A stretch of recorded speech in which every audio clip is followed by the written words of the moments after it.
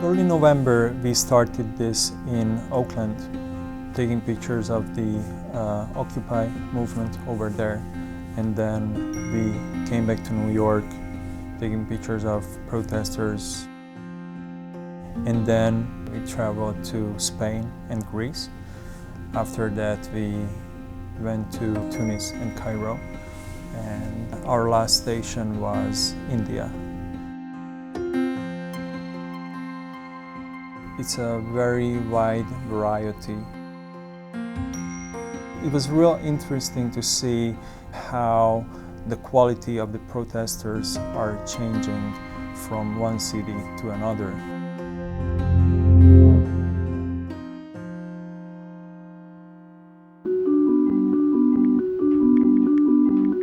When we arrived to Greece, it was a lot of energy in the air because the police already knew that there's a big protest would happen in the next couple of days. All right, all you gotta do is just look into the tent. There are a group of individuals who were there for fighting with police only. They were real against the police system, and they were throwing stones and Molotov cocktails.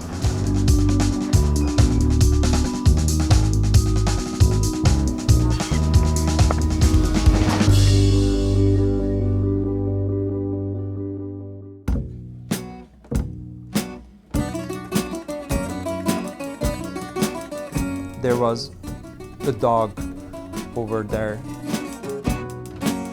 On every major protest in the front line, there's a dog barking the police all the time. We knew this before we went to Greece. We heard about this dog and we saw pictures about this dog, so we wanted to take the portrait of this dog. After 5 minutes of driving, all of a sudden we just saw this dog in the middle of a square, sitting and waiting for the police to come. We didn't know how to approach the dog because whose dog is this?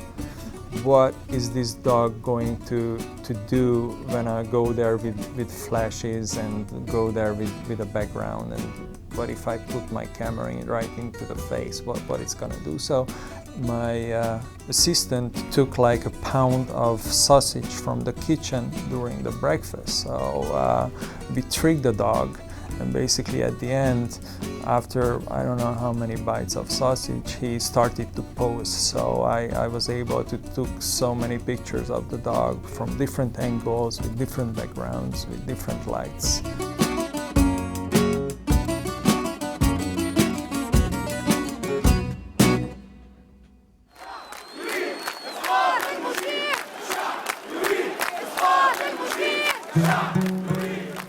What I've seen in Tahrir Square, I never seen anything like that.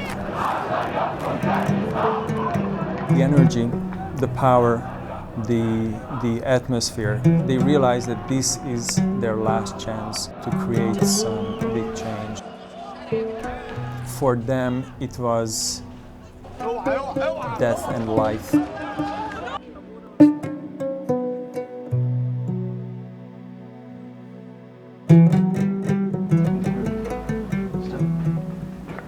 I was shooting a dentist over there who lost his right eye in the square, and then a month ago he lost his left eye.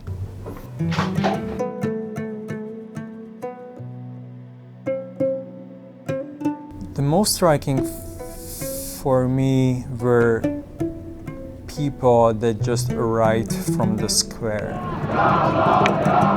We stayed in a friend's apartment, creating over their studio as well. And you can imagine that here's the square, people basically fighting for freedom and fighting for their life. And not far from there, we are with this white background taking pictures of them.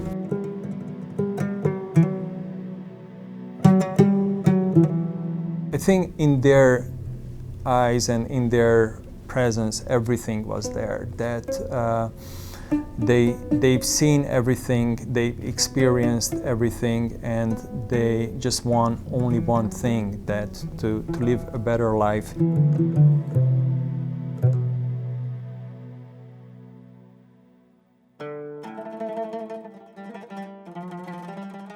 Bouazizi, who was a street vendor, and he lit himself, he set himself fire, and he died. And this event started a whole tsunami of revolution.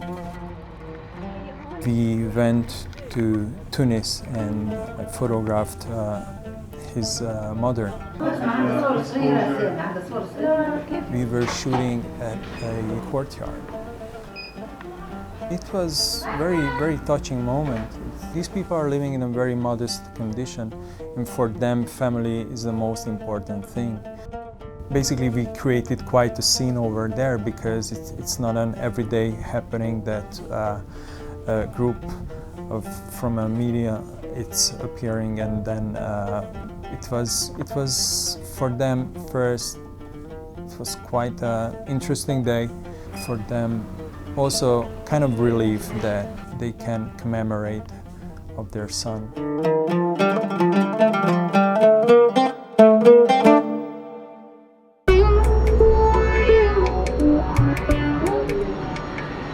We had a long list about what other people can include, and we put India also on the map.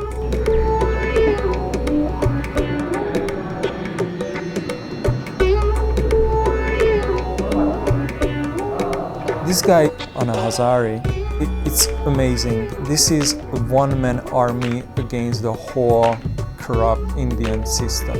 He's a very tiny little person, but his personality and his atmosphere around him is just creating this huge crowd everywhere he's going. He's protected by the government too, with soldiers. He was very surprised that we were there and that we were coming from such a long way.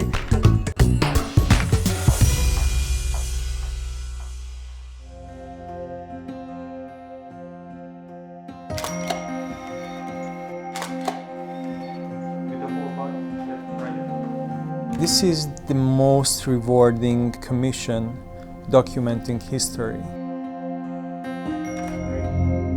These faces are representing mankind today. I don't think that, let's say, 2 years ago or last year, somebody could have imagined that with the unity of these people can create that much changing in the world. If people are together and they realize that they have the power together, they can actually make a difference.